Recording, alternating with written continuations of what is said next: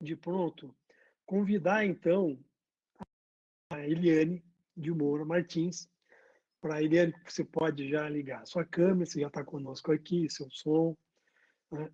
E nós convidamos a Eliane para fazer uma fala para a gente sobre a atualidade de Paulo Freire para o Brasil e para o mundo, neste contexto de pandemia, ano em que o Paulo Freire completa 100 anos de nascimento.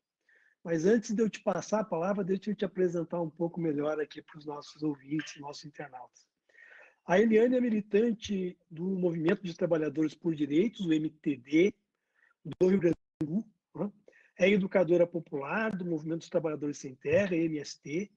É graduada em História, com mestrado e doutorado em Sociologia pela Universidade Federal do Rio Grande do Sul. Mantém seus estudos e reflexões no tema das transformações do trabalho e da identidade da classe trabalhadora, né? E atualmente reside e trabalha na Escola Nacional Florestan Fernandes, que é a Escola Nacional do Movimento dos Trabalhadores Sem Terra, integrando a coordenação político-pedagógica da escola no Núcleo de Estudos Urbanos e Populares. Então, Eliane, em nome da coordenação do seminário organizado pela Universidade Federal de Santa Catarina, com o apoio da Câmara dos Deputados, da Comissão de Educação da Câmara dos Deputados. Queria agradecer a tua generosidade em aceitar o convite, né? E deixo contigo, então, esta oportunidade de poder apresentar para a gente aqui uma perspectiva, né, sobre a importância deste brasileiro tão conhecido no mundo, né, e tão referenciado no mundo, né, no território das ciências humanas em geral, mas na educação em particular. Então, seja bem-vinda, né? Deixo contigo, então, a palavra. Boa tarde, Márcio. Boa tarde, quem está conosco.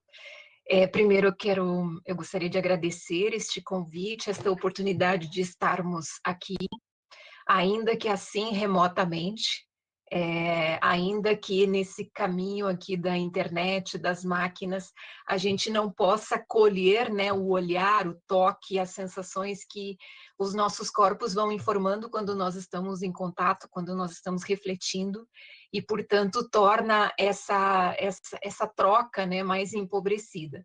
Mas nem por isso a gente, né, perde o contato ou perde a oportunidade de alguma maneira, nos encontrarmos e irmos trabalhando e construindo os processos que nós temos que fazer. A educação popular e o processo que Paulo Freire nos provoca é altamente de uma ética humana profunda que requer toda a nossa corporeidade. Então, a gente faz pela internet os debates e tudo mais, mas sente essa falta. Então, apesar disso tudo, sim, estamos aqui, vamos refletir à luz dos desafios que vocês se colocaram nestes seminários. Pelo que eu entendi, é um conjunto de seminários, né, Márcio, em que vocês estão refletindo, debatendo, enfim, os impactos que a conjuntura e todos os elementos que a pandemia também traz sobre a vida na educação brasileira. E, portanto, Paulo Freire está aqui como um tema, né? Um tema dentro de um conjunto maior de questões que vocês estão refletindo. Embora provavelmente seja um tema que perpasse vários outros momentos dos seminários desses dias todos aí. Muito bem. O que eu gostaria de compartilhar com vocês, então, em relação a essa encomenda, né, desse momento? Quando se coloca assim a atualidade de Paulo Freire para o Brasil, nós estamos diante de uma questão que ele não é uma questão atual, né? Paulo Freire talvez é uma necessidade, mais ainda do que uma atualidade. Ele está atual desde os seus primórdios, desde os anos 50, quando ele inicia, né, a sua prática educativa, dentro de um contexto que era aquele contexto do crescimento econômico, do desenvolvimento econômico, um contexto das reformas de base, e que os saltos que o Brasil precisava dar naquele momento, anos 50, anos 60, exigia uma maior e mais dinâmica participação do povo, justamente nesse processo do desenvolvimento econômico, com mais democracia, com mais acesso, né, aos direitos e tudo que vinha naquele bojo ali do que a gente formulou como reformas de base. Paulo Freire é um homem da sua época, do seu tempo, mas que permanece atual, porque ele é essa figura que condensa, né? Ele é um grande sistematizador de uma época, é um grande pensador, mas, sobretudo, talvez um grande sistematizador, porque ele consegue fazer com que um conjunto de trabalhos e de procedimentos pedagógicos, culturais, políticos, que estão em ebulição naquela conjuntura, possam ganhar na sua pena, digamos assim, uma organização, um ordenamento científico, uma lógica, um proceder pedagógico. Então, esta figura, este pedagogo que agora, esse ano, completa seus 100 anos, né, é alguém que nós não só devemos buscá-lo, devemos revisitá-lo em sua obra, mas o grande desafio de atualizarmos Paulo Freire é praticar os seus princípios pedagógicos.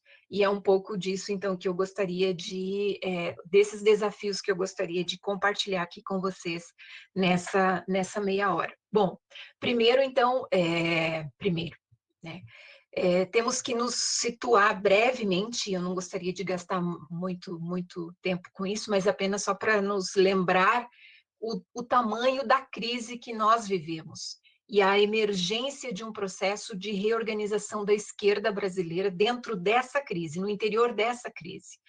Porque, considerando uma leitura progressista de esquerda, uma leitura popular, a solução para os nossos problemas que são estruturais não virão da classe dominante, não virão dessa burguesia brasileira, se é que a gente pode dizer que existe uma burguesia brasileira. Portanto, nós temos que interpretar, ler adequadamente a profundidade da crise econômica, da crise do capitalismo, do sistema, e os efeitos dessa crise para dentro de um país como o nosso, que é um país de um capitalismo dependente, né? Subordinado às economias centrais. Portanto, ler isto é localizar nós, o povo brasileiro, dentro disso e o tamanho dos problemas que nós efetivamente estamos vivendo, e a pandemia agrava tudo isso. Então, a crise, né, é uma crise sistêmica, é uma crise profunda do regime de acumulação do sistema capitalista, em que ele precisa se reproduzir e ele tem dificuldade de encontrar novos formatos para essa valorização do capital. Então, como que ele vai buscar saídas para resolver esse problema de manter a sua taxa de lucro elevada? Ele vai apertar a vida da classe trabalhadora, ele vai reduzir salários, ou seja, ele vai produzir uma ofensiva sobre os custos da formação, enfim, dos custos da força de trabalho, ele vai aumentar os níveis de exploração e, portanto, para isso ele tem que desmontar as proteções, os regimes de proteções e de direitos sociais da classe trabalhadora. É importante nós nos darmos conta que existem 130 reformas trabalhistas ao redor do mundo. Não, a nossa não é uma exclusividade, infelizmente, embora a nossa venha se desenhando desde o começo dos anos 90, mas ela se efetiva agora com o golpe de 2016, e uma das primeiras medidas do Temer é colocar em marcha a reforma trabalhista, que inicia em 2016 com um experimento ali com os trabalhadores do campo aí dos salões de beleza, etc. Depois vai para o conjunto da classe trabalhadora a partir de 2017. E agora nós estamos assistindo no Congresso o debate da reforma administrativa, que é a reforma trabalhista dos servidores públicos, na verdade, né? Então, toda essa estrutura que o capitalismo precisa fazer, né? Ele faz uma ofensiva para cima da classe trabalhadora, dos seus direitos, ele estende a jornada de trabalho, ele flexibiliza as proteções ou retira de vez, aumenta a intensidade do trabalho, aumenta a produtividade do trabalho, e ainda faz uma ofensiva sobre a riqueza natural que nós temos e que, no caso do Brasil, é ampla, interessante, riquíssima, mas que, ao mesmo tempo, é um grande problema, porque é petróleo, é minério, é biodiversidade, é água potável, é solos férteis, é biomas, Amazônia, Cerrado, etc. Tudo vai sendo sucumbido por esta voracidade do sistema reproduzir as suas taxas de lucro. E aí, no meio desta situação toda, emerge uma pandemia, né, que é parte, né, de uma crise geral, que a própria crise do sistema, ao extrair tudo e tanto mais dos seres humanos, mas também da terra, dos recursos da terra, vai exaurindo, vai produzindo um colapso nas condições de reprodução e refazimento do próprio sistema da vida, da biodiversidade, e vai produzindo isso que talvez comece a aparecer como pandemias intermitentes, que vêm e voltam, porque justamente a natureza já não se reequilibra mais, não tem mais tempo de reequilíbrio para se refazer. E entre todos esse quadro de horrores, obviamente que a devastação sobre a classe trabalhadora é de toda a ordem. Então, o que nós estamos assistindo nos últimos 30 anos, da imposição de uma agenda ultraliberal, do desmonte das proteções, das regulações sociais, desse intenso conflito entre capital e trabalho, que agora saem todas as mediações, perde a força os sindicatos, desestrutura a justiça do trabalho, desestrutura as regulações, fiscalizações do Estado, do próprio Estado, sobra, então, diretamente, sem amortecimentos, os trabalhadores e os patrões, numa relação absolutamente brutal. Por que eu estou trazendo isso tudo ainda que numas notas hipertelegráficas? Porque nós temos que localizar que o sujeito sobre o qual a educação popular e Paulo Freire está nos chamando atenção para que trabalhemos é um sujeito histórico, é um sujeito contextualizado, é um sujeito que está inserido numa situação mais ampla, num contexto mais amplo da própria sociedade. E que nós, educadores e educadoras populares, nós que estamos aqui com acesso ao conhecimento científico, nós que estamos aqui com possibilidades de chegarmos a uma universidade pública e que temos ferramentas para ler este mundo, nós olhamos o mundo de uma janela privilegiada. E o acesso a esse conhecimento todo, ele é custoso, ele é difícil, ele é penoso, ele é caro. Não é simples nós chegarmos aqui, não é simples nós chegarmos na universidade, não é simples nós conseguirmos nos manter dentro dela, sobretudo nós que viemos das camadas populares.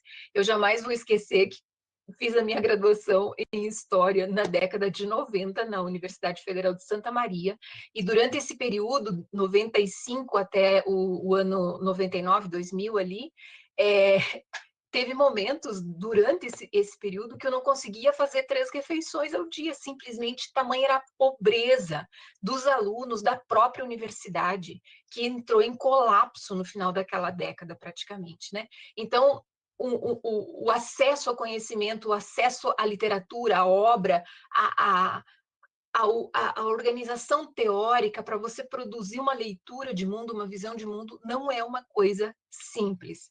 E o Paulo Freire nos chama muito atenção sobre tudo isso, porque nós temos um dilema quando encontramos uma leitura com essa realidade, que eu acabei de falar rapidamente aqui, da crise do sistema capitalista, mais a crise da pandemia, que desnuda esses 30 anos de agenda neoliberal, que desnuda todo esse processo de avanço, de fermentações com essa ideia de competição, de segregação, de discriminação social, vai produzir uma sociedade competidora, antissocial, antipopular, tremendamente fracionada, dividida, e que, portanto, esse contexto e esse sujeito no meio desse contexto e no meio de uma pandemia nos saculeja completamente.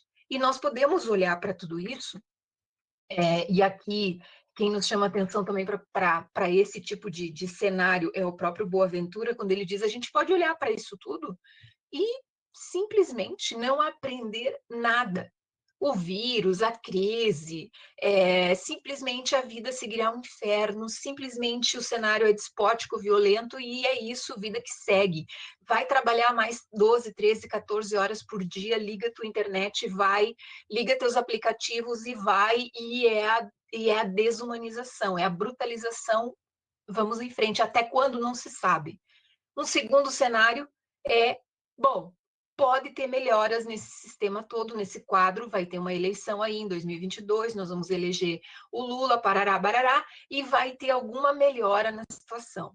Mas a estrutura produtiva seguirá a mesma, ou não tanto. E um terceiro cenário, que pode estar com o segundo, né, que é a possibilidade de nós nos colocarmos à busca por um outro caminho, por um outro modo de vida. Se chamemos isso de transição, de pós-capitalismo, de anticapitalismo, de antirracismo, tudo esse antissistema, antissistêmico, a gente ainda não sabe, e isso hoje ainda é difuso, mas talvez esteja por aí ebulindo, né? E o Paulo Freire pode ser essa ferramenta, atualizarmos Paulo Freire pode ser justamente uma ferramenta pedagógica que nos ajuda justamente a fazer com que esse terceiro cenário possa se desenvolver um pouco mais. Por quê? Porque o Paulo, em várias das suas premissas, né, mas uma delas, ou um conceito importante que tem dentro dessa pedagogia, um ponto de partida, é que nós somos um ser, né, o ser social, o ser humano é um ser incompleto. E na sua incompletude, sabendo que nós temos a questão da morte pela frente, nós temos essa dimensão do querer ser mais. Querer ser mais desenvolvido, mais amplo, mais aberto, conhecer outras coisas, vivenciar outras experiências. Só que não necessariamente esse ser mais é um convite à nossa humanização. Justamente o próprio capitalismo explora esse nosso ser mais para dentro de uma dimensão altamente alienante, né? O ser mais por dentro do consumo, por dentro de uma lógica competidora, por dentro de uma lógica egoísta, individualista, que, portanto, o ser mais o quê? Ser mais em aparência, ser mais em coisas que estão ligadas a um modelo de vida, a um padrão de vida capitalista. Então, o que significa esse ser mais em diálogo com essa perspectiva de uma outra organização, uma outra forma de vivermos em sociedade, é uma combinação que nós teremos que inventar, que nós teremos que construir a partir de uma outra premissa também da educação popular freiriana, que é a premissa da ética crítica, ou seja, é uma ética, uma visão de ética que parte da prática de uma experiência concreta histórica. Então, são princípios, são fundamentos sobre os quais essa pedagogia parte. Não é uma pedagogia que dá para relevar. Eu tenho uma vontade de ser boazinha, de ser alguma coisa. Não. Ou você é extremamente convicta de que tem um processo de humanização a ser desenvolvido, ou não é educação freiriana, não é Paulo Freire. Essa questão não está em discussão. Então, é um parâmetro, a postura ética é uma base inegociável desse processo. Portanto, dentro desse horizonte está a dimensão da emancipação humana, está o compromisso com a superação do sofrimento humano, está o compromisso com essa dimensão de libertação, de autonomia e tudo mais. Portanto, esse sujeito que estamos tratando, esse sujeito da educação popular, tanto o educador quanto o educando, é um sujeito histórico e ambos têm conhecimento. E o dilema é justamente quando a gente não consegue colocar esses dois universos de conhecimento em diálogo, que é uma tradição, inclusive, nossa na esquerda, que é uma tradição autoritária, é uma tradição bancária, por mais que a gente busque, tente, e somos muito esforçados em desenvolver um processo de libertação, alguns dos nossos movimentos populares avançam mais, outros menos, né? Mas, em geral, a tradição, especialmente essa tradição que vem do mundo, da nossa origem, digamos, dos partidos comunistas, que vem dessa matriz de uma esquerda eurocêntrica, de uma esquerda condensada nessa hierarquia, no comitê central, no comando, num comitê assim, que controla. não só que controla, mas que tem a capacidade da elaboração e de emanar as linhas políticas. Nós somos forjados nessa cultura. E aqui não é um julgamento moral, é uma leitura crítica sobre a nossa própria formação de esquerda brasileira, latino-americana. E que, portanto, nós temos que nos rever dentro disso, porque Paulo Freire e essa concepção, elas não são permeáveis. Né? São concepções diferentes no sentido da construção dos processos. Ambas falam de libertação, ambas falam de um processo de justiça, de igualdade, de humanização, mas os caminhos pelos quais elas percorrem esse sentido são de uma natureza pedagógica diferente. E nós estamos conscientes de que as provocações de Freire são muito mais profundas, humanizadoras e complexas, difíceis de serem feitas. Porque parece uma proposta simples. O ponto de partida é o diálogo. Parece simples, só que não é. Porque o diálogo aqui, no sentido freiriano, não é um diálogo espontâneo, essa questão do vamos ouvir as pessoas, como se fosse um ato de empatia, de simpatia. Que gente legal que é esse militante, esse educador popular, nossa, que figura, né? Escuta, ouve as pessoas, como se ouvir fosse assim, ouvir, parei, sentei e deu. Não é tão, não é simplista assim como eu estou, né, até caricaturizando.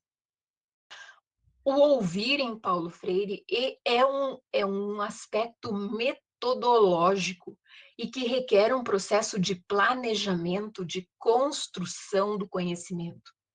Porque é tanto você... E aí, o ouvir que dá sentido ao dialogar, né? Esse dialogar em que você também se coloca. Então, não é basismo. O povo sabe tudo e nós só vamos lá ouvir. Também não é isso. Não é nem basismo, nem autoritarismo. É um encontro dialógico. E o encontro dialógico é difícil porque parte do princípio de que o que o outro fala é válido, ainda que seja senso comum, ainda que seja um pensamento de direita, ainda que seja um pensamento conservador, ainda que seja um pensamento bolsonarista, fascista. Olha que difícil. Por quê? Porque a figura, porque o ser social ali, ele produziu a partir do seu mundo, do mundo em que ele vive, das relações sociais que ele tem, do caldo de cultura onde ele está inserido, da lógica de mundo que ele está inserido, do que ele aprendeu em termos sociais, econômicos, religiosos, enfim, culturais. Ele aprendeu a explicar, a organizar e a explicar os seus argumentos daquela maneira. Aquela é a sua maneira de explicar o mundo. Então, ela é válida. E ela é o ponto de partida. Ponto. E é desse ponto de partida que o educador, que a educadora popular, precisa, então, recolher essa fala, recolher essas visões de mundo, se organizar. Por isso que nós só podemos fazer isso coletivamente, não há como fazer isso individualmente. Eu vou aqui, eu vou lá na periferia X, na periferia Y, porque isso não funciona individualmente, isso precisa ter espaços de reflexão. Os educadores precisam voltar a se recolher e discutir a maneira pela qual nós vamos nos organizar para envolver, para convidar, para articular, para, enfim, colocar as pessoas em um processo reflexivo. É um convite, não quer dizer que elas topem, nem que elas queiram, nem que elas achem que vai ser legal isso daí, né? Então, tem aqui ainda um jogo de cintura no sentido não de enganação das pessoas, mas esse convite ao diálogo, esse convite à reflexão, esse convite, na verdade, à problematização, ele precisa também ser desenvolvido. A gente faz isso como? Via um movimento popular, via uma associação de moradores, via um grupo, um coletivo. Em nome do que eu convido? Em nome da universidade pública, que fez um programa de extensão em educação popular na região, no interior de Santa Catarina, enfim, Quem? Por que convida? O povo brasileiro, né, a nossa origem aqui do nosso, até a nossa língua, né, até 1770 e poucos a gente falava Nhengatu, que era uma equação entre Guarani com alguma coisa de português e tudo mais. E com as origens também das línguas africanas, que vai dando essa mistura, é uma língua que não consegue pronunciar muitas consoantes juntas, não tem som de L, R e LR, lei, tá lá na carta do Pero Vaz de Caminha, né? Que povo é esse que tem uma língua que não tem L de lei, não tem R de lei, não tem F de fé? Então era incompreensível para ele que que aquilo ali fosse alguma coisa que fosse civilizado. Começou por aí a nossa tragédia, né? Bom, então essa nossa língua é uma língua que foi alijada, uma língua que não dialogou, não entrou, não se esquematizou no erudito, na erudição. A língua erudita, a língua científica, a língua da política é outra língua, é outro português. O português do povo é um português de meias palavras.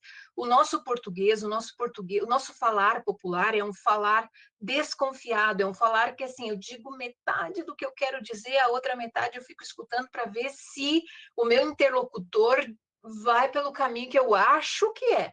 Porque eu sempre estou me prevenindo. Eu não sei quem tu é, eu não sei o que tu quer, que vantagem que tu quer tirar de mim. E como eu não sei que vantagem que tu quer tirar de mim, eu estou me prevenindo. Então, eu não falo tudo. Então, eu estou falando isso porque isso no trabalho de base, isso no exercício da escuta, isso no exercício do diálogo, se o militante brasileiro, se o nosso militante de educação popular não tem um conhecimento de antropologia, de como que funciona a linguagem, o proceder do povo brasileiro, isso Paulo Freire também discute um pouquinho lá naquele livro O Que Fazer.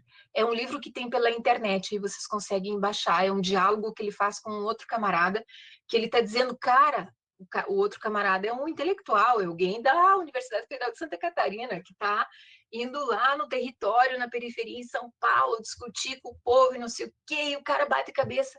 E o Paulo Freire vai lá, calma, meu filho, veja bem, fulano, veja bem, o povo não fala tudo. O povo, às vezes, fica escutando lá uma reunião inteira sem dizer uma palavra. E no final da reunião, ele levanta lá do fundo da sala, sem dizer uma palavra, e te dá um abraço, cara. Ele está falando, mas ele está falando de outro jeito, está falando com o corpo, né? Porque a nossa linguagem é uma complexidade, é uma linguagem da defesa, é uma linguagem que vem um ataque, eu já estou prevenida. Então tem que entender dessa engenharia social toda, que é a engenharia da sobrevivência do povo, para entender como conversa com o povo, para convidar, para problematizar, para conseguir, na problematização, refletir e elevar ao máximo possível as contradições dessa fala conservadora, dessa fala mágica, dessa fala que vai dizer que não tem solução, que é Deus quem quis as coisas assim, toda essa história. E que para você esgarçar, né, e esgarçar esses argumentos e fazer com as pessoas um movimento de reflexão em que essa reflexão, essa visão de mundo se mostra inconsistente, ela é inconsistente. Mas não basta a gente dizer para o cidadão, cara, escuta aqui, esse Bolsonaro é um fanático, é um maluco, é um psicopata, papapá. E daí? Ele não fez o raciocínio para chegar nessa leitura que tu tem. Na janela que ele está olhando o mundo, esse raciocínio não fecha, não dá conta. Então, tu tem que fazer com ele esse movimento. Isso pode levar meses, anos, não sei. Então, aqui, esse exercício, né, digamos que feito com algum sucesso, exige, então, que a gente com as pessoas, comece a se colocar. Mas então, se essa leitura de realidade não é consistente, qual que é? E aí começa a aparecer a necessidade de entrar e de acessar o conhecimento sistematizado, chegar numa leitura, numa outra forma. Aqui entra o momento da formação, aqui entra o momento do curso, aqui entra o momento da gente chegar naquela leitura da conjuntura, aqui entra por que a realidade brasileira é esta, aqui entra CRB, curso de realidade brasileira, aqui entra vários aspectos, porque agora nós estamos precisando reler o mundo. E o reler o mundo também não é só para a gente, né? Que legal, ótimo. E aí? Isso tudo, no processo freiriano, é para reorganizar o agir. Se eu revi, se eu reli, se eu mapeei, se eu consigo enxergar as coisas com uma outra perspectiva, como que agora é agir nesse mundo? Agora entra a questão da organização, a questão da política, a questão do como fazer, o que fazer, e todo esse processo que é a dinâmica, né, de qualquer dinâmica progressista se preze para fazer, e que a conjuntura brasileira pede desesperadoramente que a gente o faça. Nesses últimos minutos, então, porque já, por incrível que pareça, mas já passaram quase 30 minutos, e o Márcio, né, vai entrar daqui a pouco e me defenestrar daqui, porque é 30, 35 minutos, então vamos tentar conectar essa realidade, essa conjuntura, isso que eu recuperei aqui muito rapidamente, rápida e rasamente, da lógica de raciocínio do Paulo Freire, da pedagogia de Paulo Freire, e a sua, portanto, mais do que nunca, atualidade, mas como que é a gente incorporar essa dimensão no nosso processo, digamos assim, geral de esquerda brasileira? Bom, primeiro, são vários, mas eu destacaria talvez aqui rapidamente uns 4 desafios. No capítulo do trabalho de base, se nós não atualizarmos o debate de trabalho de base na esquerda brasileira como um processo de construção, como um processo de educação popular permanente, a gente não vai avançar para além do que nós estamos por aqui hoje. Nós temos que reorganizar o movimento sindical, nós temos que reorganizar o movimento popular, nós temos que reorganizar um programa e um projeto político que vai se reverberar, evidentemente, em um partido político, ou mais, pode ser uma frente, né, política. Se nós não reorganizar essas questões todas em uma construção com as bases populares, portanto, não é nós criarmos um sacão, uma sacola de verdades e ir para os territórios, ir para os sindicatos e despejar na cabeça das pessoas. Nós temos que construir esse processo de releitura da realidade e apontamento dos horizontes com as pessoas. Nós temos o que oferecer no debate, nós temos um debate para ser feito, mas as pessoas também têm um debate a ser feito. Elas têm ajustes de contas para fazer também com a esquerda. Elas têm, sim, uma visão de mundo que não é uma loucura da cabeça delas. Faz sentido porque elas tiveram que desenvolver uma engenharia de ficar vivas numa sociedade em que, historicamente, mais da metade da classe trabalhadora sequer teve acesso ao mundo dos direitos. Ela teve uma promessa de acesso aos direitos. No auge dessa promessa que iniciou com Vargas, o auge foi em 1976, com 61% da classe trabalhadora com carteira assinada. Foi o auge, em plena ditadura. Então, gente, o histórico nosso é a precarização. A precarização não é uma novidade para a periferia, para as mulheres negras, para os negros, para as negras, para a juventude pobre e preta.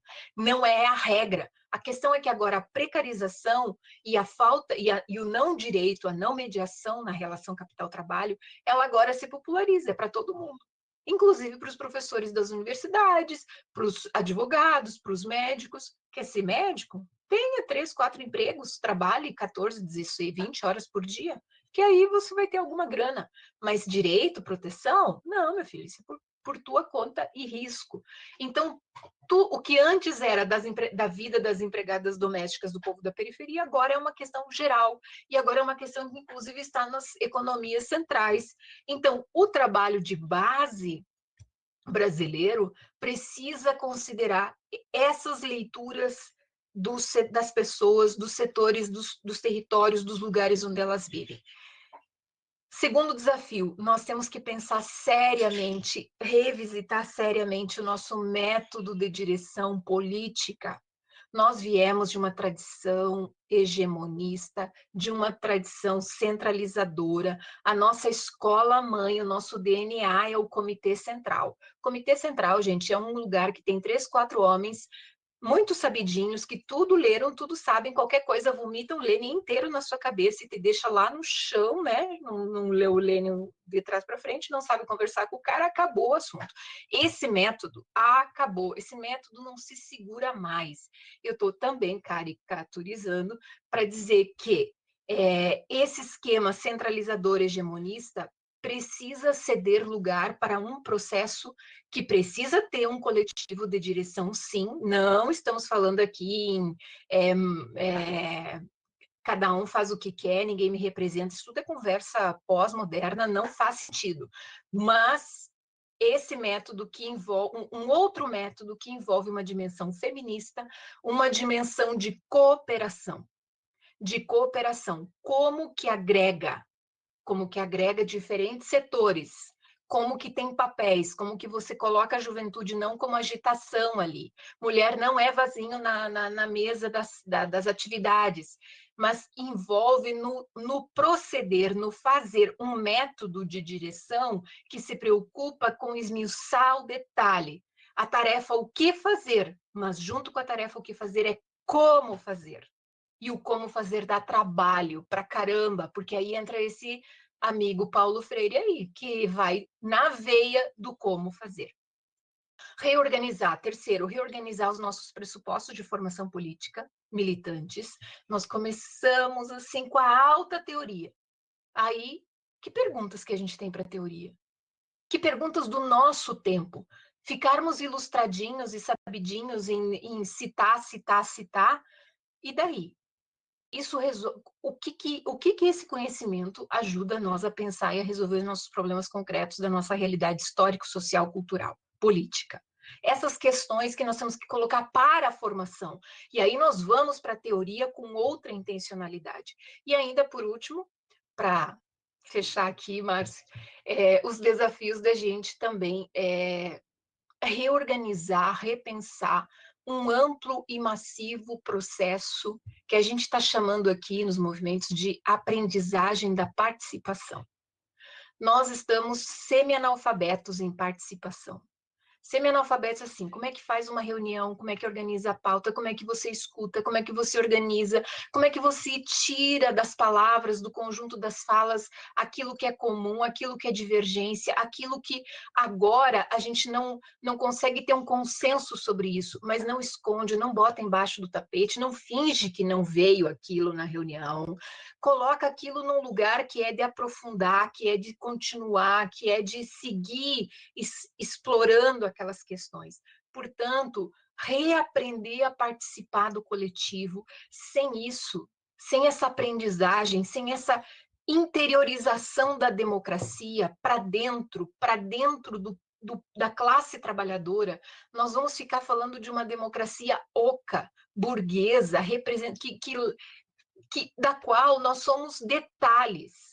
A eleição lá, né, que a gente vê aí cheia de fake news e não sei o que é uma loucura, que vira uma coisa insana. Mas essa participação de base, essa participação popular, essa participação no sindicato, na universidade, entre a juventude, entre os professores, entre todas as frações da classe trabalhadora, que nós precisamos reaprender e colocar ela numa outra chave. E aqui, mais uma vez, mais do que nunca, Paulo Freire não é uma questão de atualidade, é uma questão de necessidade.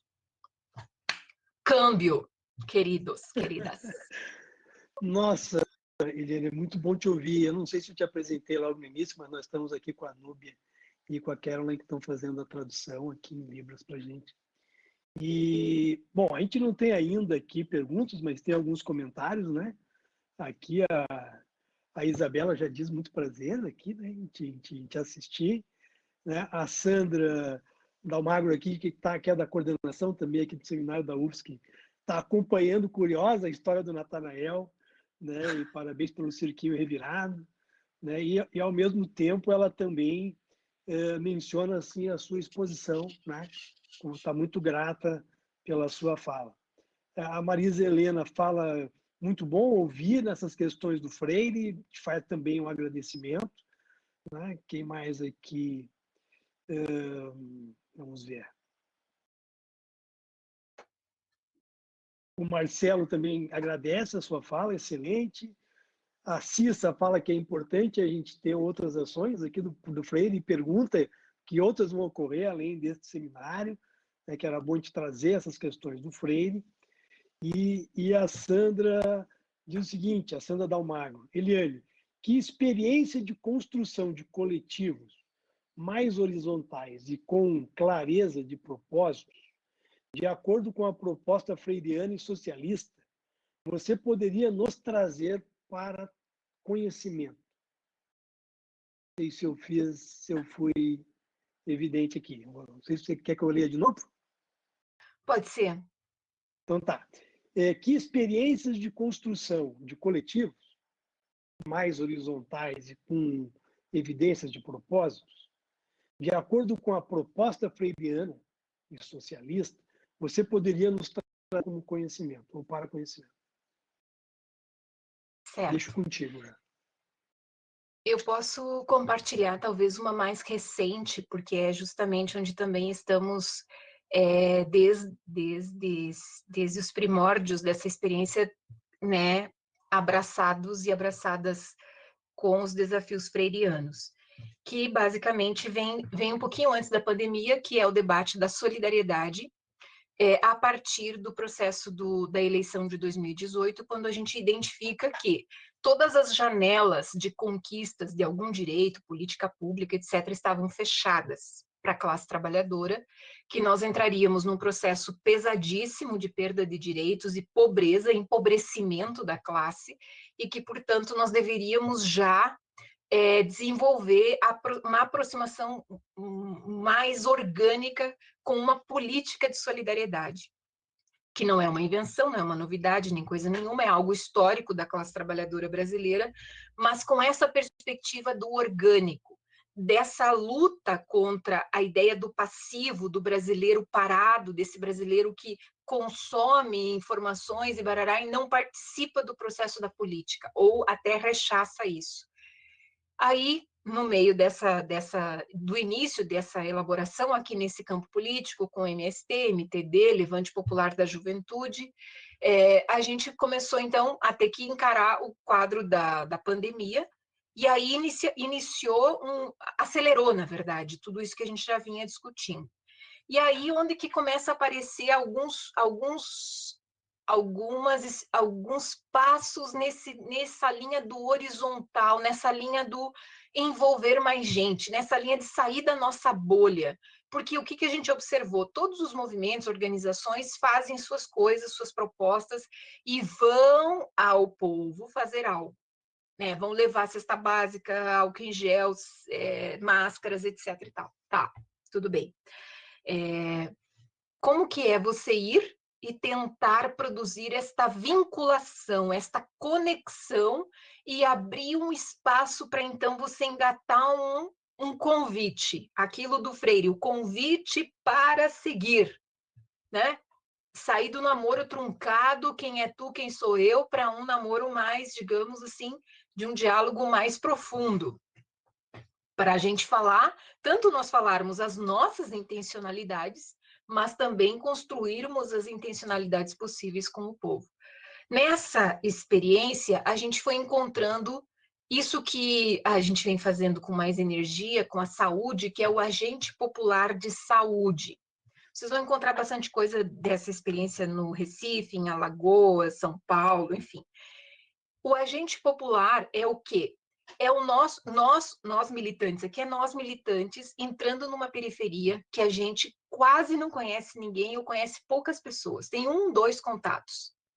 E desses contatos iniciais, dessa cesta básica que chegou, que daí ajuda, e aqui é o Sem Terra, aqui é o MTD, aqui não sei o quê, a gente começa então em meses ir aprofundando a relação, começa a manter esse vínculo por telefone, por visitações muito telegráficas, etc., por conta da pandemia. Aqui tem todo um protocolo de segurança, a gente não é assim também qualquer coisa de qualquer jeito. a gente chega então nessa proposta do agente popular de saúde, que é quem?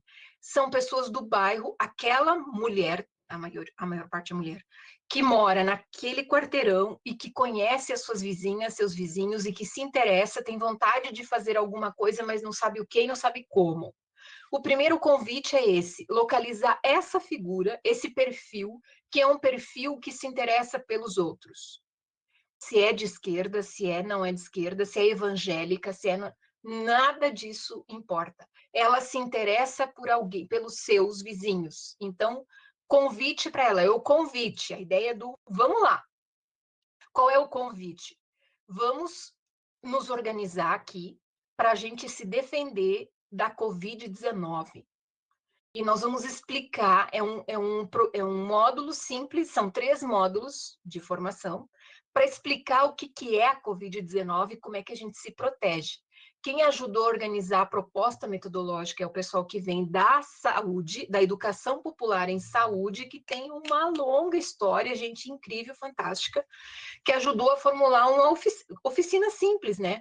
Com coloral para explicar que o negócio se enfia na pele, papapá, com farinha para cuspir, ver que o negócio salta, um jeito simples, popular, para explicar uma coisa difícil que é um vírus e uma pandemia. E como que você se protege se você pegar esse negócio, para onde você vai, quem é que você aciona e defende o SUS e barará, barará. Muito bem. Você faz as oficinas e essas mulheres começam a produzir esse processo de explicação popular das prevenções e dos cuidados com a Covid-19 na sua vizinhança. E já vai enxergando quem que precisa comida, quem que está passando fome, quem que precisa de ajuda para médico, para isso, para aquilo. Essa teiazinha do agente, dessa figura, a gente foi identificando como um método, uma metodologia de sairmos da nossa bolha do militante, que chega num território e faz esse convite de uma maneira organizada, envolve as pessoas dentro de uma situação problemática, que tem um pouco de Mao Tse Tung na história, que é você trabalhar com os problemas concretos do povo.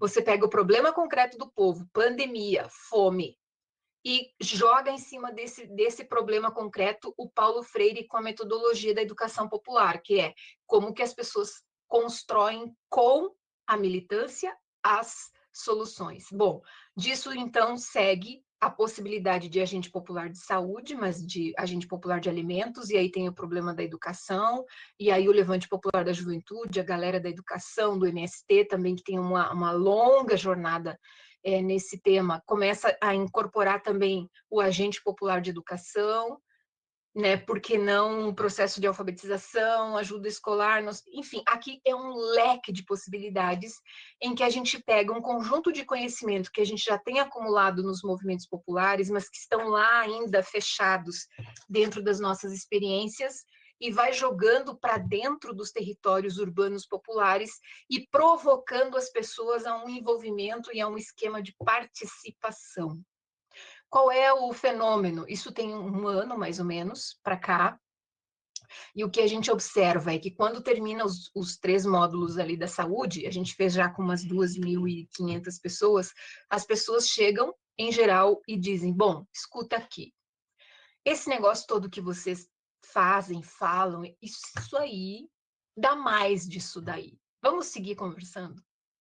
Então, o convite agora está começando a ter uma pequena inversão, que é, nos territórios, as pessoas, as lideranças populares, que olham para nós e olham, essa gente não veio aqui, não é candidata a coisa nenhuma, essa gente tá aqui, é outro tipo, é outra vibe, como diz a juventude, né? Que coisa interessante. Então, vamos conversar. E a gente está tendo a experiência de ter uma porta aberta, e esse convite ao diálogo, ele se estabelecer também da parte do povo para conosco. Isso está sendo muito interessante. Mas ainda é algo muito em construção, muito assim de exploração. Então, vamos organizar um processo de formação em educação popular e vamos fazer por dentro desse processo de formação, aí pegando as categorias, mas também fazendo um processo de sistematização dessa experiência, queremos escrevê-la, colocá-la no papel para também a gente ir matutando em cima do método, porque isso que você pergunta, camarada, tem a ver com isso. Tá, e essas experiências, aonde elas estão? Estão, em geral, na nossa oralidade no Brasil. Nós precisamos colocá-las no papel. Olha, Helena, a gente podia ficar aqui um tempão, viu? Primeiro que eu gosto muito de te ouvir. Eu queria, antes de... Daqui a pouco o Pedro está chegando, mas ele ainda não entrou na sala. Eu queria, então, aproveitar esse ato dele entrar aqui e te fazer mais uma provocação, né? Eu estou há algum tempo já nesse negócio, então eu consigo organizar meu pensamento só através de caderneta. Tenho dificuldade ainda de ficar digitando. Então eu tenho muitas cadernetas aqui. E tu falaste alguma coisa assim sobre validar o pensamento, vamos chamar assim, o senso comum, né? Aquilo que se talvez chamava de alienação, né? Na ideologia alemã. E tu trouxe também essa ideia de uma escuta, de uma validação dessa escuta do pensamento do senso comum, né? A gente tem que olhar para o senso comum com carinho, não com desprezo, né? Porque este senso comum ele não é uma escolha, né? Ele foi construído ali numa ausência de pensamento crítico, né? Numa ideia de necessidade que o sujeito está construindo com a sua vida prática, nessa coisa que tu também que eu gostei muito, né? Nessa escuta precavida, o sujeito tem que se precaver muito para fazer escuta, e este senso comum foi construído nessa precaução, né? De não problematizar muito para poder se proteger também. Queria que tu pudesse, talvez, assim, não em 5, 10 minutos, talvez aqui, talvez menos, trazer um pouco, problematizar isso um pouquinho, certo? Porque isso é de uma sutileza política na perspectiva do Freire, né? E na própria perspectiva da formação do pensamento da classe trabalhadora, né? E que Bakhtin, Marx e outras tradições estão trazendo para a gente na formação da formação do pensamento, da ideologia da classe trabalhadora. Eu queria que tu pudesse trazer um pouco isso, né? O que tu avalia? Explora um pouquinho mais isso para a gente, que ele não é... Tem uma sutileza aí, né? E que eu queria que tu explorasse um pouco.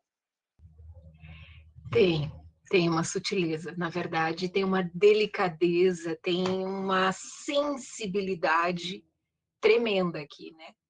E justamente essa, digamos assim, educar essa sensibilidade na militância não é o nosso forte, né? Nós somos um esquema assim, uau, né? Chega lá e faz, e dá. Então, aqui tem um campo talvez muito feminista também, nesse, sem dizer exatamente, mas tem, né? De uma sensibilidade de um feminino também. Se a gente pensar, por exemplo, uma sutileza desse tipo, assim, o povo brasileiro na escravidão, lá pelas tantas, sacou que o patrão, esse homem branco, esse cara aí para domingo e não faz nada, e ele reza para esse Deus dele, e esse Deus dele é furioso, né? E se esse domingo dele aí é tão importante, por que a gente tem que trabalhar, cara? Vamos lá, vamos rezar para esse cara aí, e aí a gente ganha um dia de folga. Na literatura da sociologia do trabalho, esse debate jamais aparece. Esse debate, por exemplo, do escravizado ter adotado a matriz, ter feito o seu sincretismo religioso, daí vira um debate cultural, um debate da antropologia. Só que, na verdade, também é um debate para ganhar um dia de folga. Não existe sindicato, não existe um lugar de mediação. A escravidão não tem mediação, não tem mediador. É o senhor e o escravo, e no meio tem um chicote, tem um pelourinho. Acabou. Não tem nada no meio. Mas como assim não tem nada no meio? Os caras levaram o domingo, cara. Levaram o domingo. Então, essa inteligência, essa capacidade de uma outra forma de transgressão que o povo faz, que inverte, que dança, que faz e que arranca desse branco católico fervoroso, não sei o quê, Carola, o bendito do domingo. Ah, mas tem que dizer que é São Jorge, tudo bem, diz o que tu quiser pro cara, mas tu vai ganhar o teu dia de folga. Então, essa capacidade, essa linguagem, esse sim, como diz o Paulo Freire, às vezes o cara tá te dizendo sim, mas não é sim, cara, é não. Aquele sim que vem fácil, aquele sim que vem rápido, sim, claro, vamos reunir, vamos à mobilização. E as pessoas não aparecem, porque ela disse, não, eu não vou, eu só estou dizendo, cai fora daqui, você está ocupando o meu tempo. E se dizer sim vai fazer com que você se convença, dizer sim é dizer o que tu quer escutar, mas é para eu me livrar de você, não é para eu fazer o que tu quer que eu faça. Então, o nosso militante, às vezes, ele é uma mistura de ingênuo, né? Porque ele não capta, ele não saca isso, e isso tem a ver também com um déficit nosso, que é estudar o Brasil e estudar o povo brasileiro. Se nós não compreender este bendito povo e essa nossa louca história, e de como que a gente, cara, sobreviveu no meio de tanta violência e tanto abandono. Se nós não entender essa arte, essa inteligência que inventaram esse negócio de jeitinho, não sei o quê, o Paulo Freire chama isso de uma inteligência da sobrevivência. Tem uma ciência, isso é conhecimento, isso é uma epistemologia, é uma forma de conhecer, é uma ciência. Outra ciência, que não é essa dos arcabouços organizados, teóricos e tarará, que a gente conhece do mundo acadêmico. Mas tanto é que o povo diz, eu aprendi na escola da vida. Tem a escola, né, formal, tradicional, cujos conhecimentos são recortados, fragmentados, e cujos conhecimentos em 70%, 80% só servem para dentro da escola e mais nada. Porque pergunta para um jovem aí onde ele vai usar máscara na vida dele, no mundo real, na vida real concreta. Então tem essa desconexão de padrões de conhecer e interpretar o mundo, e nós somos forjados num padrão que é esse padrão tradicional, da escola, do sentar, pegar o livro, entender, interpretar. Eu consigo pegar o Marx e entender o que ele está falando, eu consigo entender o que os autores estão falando, consigo contextualizar isso na história, pensar com as questões do Brasil, não sei o que, ppp. Mas, cara, isso não é a realidade do nosso povo.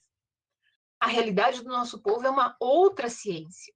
E se nós não conseguir conversar, botar em diálogo essas duas ciências, e nós não temos que negar esse conhecimento todo que nós temos acesso. Isso é importante. E não estou desqualificando isso. Eu só estou dizendo que o encontro dessas duas ciências, desses dois padrões de conhecimento, não é um encontro tranquilo. Ele é traumático. Em geral, autoritário. Em geral, é autoritário. O nosso desafio é transformar esse encontro numa possibilidade de troca, de interação, de intercâmbio. E aqui é que tem que ser sutil, aqui é que tem que ser delicado, aqui é que tem que ser amoroso, aqui é que tem que ter uma capacidade, mais do que empatia, aqui tem que ter toda essa dimensão também da alteridade. Aqui é uma humanização interessantíssima, riquíssima, que com certeza vale a pena ser desenvolvida, aprofundada por todos nós, em todos os cantos desse nosso país e desse nosso continente. Marlene, eu queria muito te agradecer, teria muito para a gente conversar aqui, eu vou ler alguns comentários, né? Na verdade, a Isa também faz uma indagação aqui, como o povo da periferia sente ver Paulo Freire como educador do povo. Eu acho que tu falaste um pouco isso, né? O povo da periferia acessa o Freire neste trabalho que as educadoras e educadoras que são forjados nessa perspectiva freiriana, né? Dão conta. A Cissa Amoroso, temos duas pessoas que falam, escrevem, dão cursos sobre as obras do Freire, né? São os irmãos e professores Dr. Ivo Dickmann e o Ivan, né? Que são aqui de Santa Catarina. O Hofer agradece muito, diz excelente aqui a sua fala. E a Lilian dos Santos, como aluna da licenciatura da UFSC, participei, deixa eu ver aqui, fugiu. do PIBIT e vi no chão da escola um desânimo por parte dos professores e professoras atuantes, né? Como esse desânimo poderia ser mudado, né? E por que não se faz projetos de reavivamento com a teoria freiriana e com os professores? Teremos muitas indagações e muitas questões a responder aqui. Infelizmente, a gente não vai conseguir ter muito tempo. Eu queria só fazer um comentário. Eu acho que eu lembro que num diálogo que eu tive contigo, em algum momento, eu falei de um autor chileno que tem 2 livros sobre escuta, que eu sempre recomendo, que é o Rafael Echeverria, né, que tem... ele não tem uma pegada freiriana, ele está estudando epistemologia, está estudando escuta, mas eu, em algum momento, quero me debruçar em fazer links, porque ele traz muito essa questão de uma escuta respeitosa, né? De uma escuta que valida e que coloca as pessoas num lugar não de invalidação, né? Mas de validação e respeitoso. E, a partir daí, oferece, evidentemente, essa escuta, uma escuta crítica, né? Uma escuta que indaga, né? Mas como é que tu te vê assim? Por que tu te vê assim? Como é que tu acha que tu chegou a esse lugar? E vai provocando essa escuta, querendo escutar o outro e ver se o outro, se essa outra pessoa dá conta. E aí é o momento também que as pessoas acabam, podem vir, né, a evadir, a se preocupar.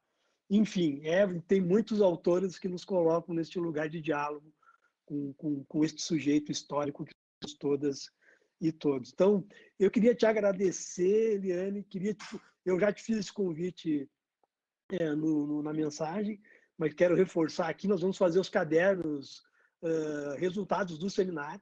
Então, a gente vai te fazer um convite também, a gente poder sistematizar algo nestes cadernos, para a gente deixar, né, para que os seminários, quando acabarem, fique aqui um produto para que quem quiser ainda pesquisar, revisitar, né, voltar a fazer essa escuta cuidadosa, possam também fazer nesses cadernos.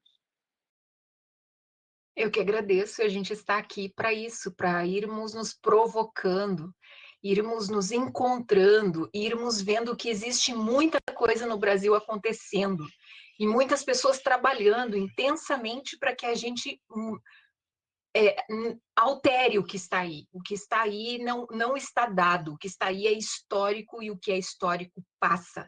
Mas o passar vai depender de um processo de intencionalidades políticas. Então, nós temos que ir nos encontrando, nós temos que ir produzindo algumas sínteses, nós temos que discutir um projeto de país, um projeto pelo qual vale a pena toda a nossa militância, toda a nossa engenharia, toda a nossa energia, toda a nossa militância mais profunda, no sentido, né, que o Mujica nos lembra, né? Aquele ser humano que carrega, não é melhor que ninguém, mas que carrega uma capacidade, enfim, de construção e de esperança e tudo mais, que é também o que está em Paulo Freire. Então, o sentido é esse. Não são tempos fáceis, a pandemia e o luto e tudo isso está aí para também trazer a gente para um outro lugar, que é uma provocação, é isso, o Boaventura está certo, nós não podemos fingir não aprender nada com isso, não é possível esse caminho, nós temos que produzir, que trabalhar no sentido de mudar a chave da política, mudar a chave de pensar o mundo, não é pelo capitalismo, é outra coisa, e nós vamos ter que inventar essa outra coisa, e é possível. Bora lá.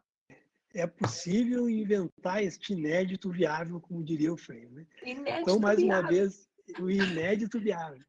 Então, mais uma vez, eu te agradeço. Queria convidar a todos e todas para permanecer conosco aqui.